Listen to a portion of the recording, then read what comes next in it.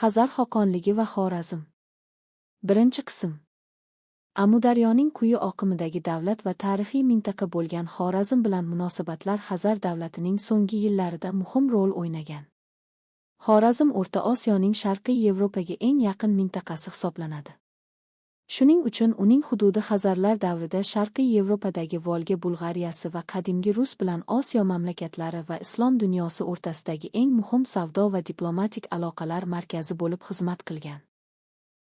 Kaspiy dengizi qadimgi Rusda Xvolis yoki Xorazm dengizi deb nomlangani ham shu jihat bilan bog'liqdir.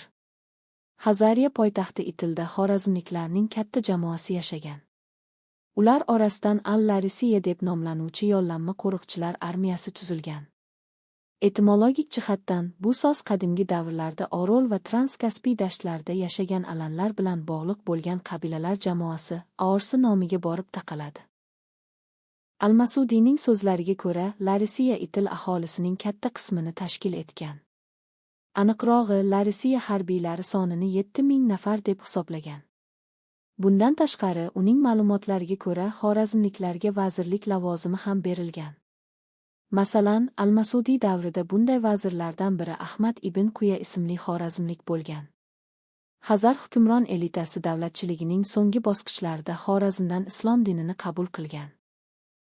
Bu voqealar ularning zamondoshi bo'lgan geograf Al-Muqaddasiy hamda arab tarixchilari Ibn Miskavayh va Ibn al-Asirning ma'lumotlaridan ma'lum. Bu mualliflarga ko'ra, Xazarlar Xorazmdan harbiy yordam so'ragan. Unga javoban xorazmliklar Xazarlarga islomni qabul qilish talabini qo'yadi. Shu tariqa Xazar xoqonligida islom dini asosiy dinga aylanishida ham Xorazm hal qiluvchi rol o'ynagan.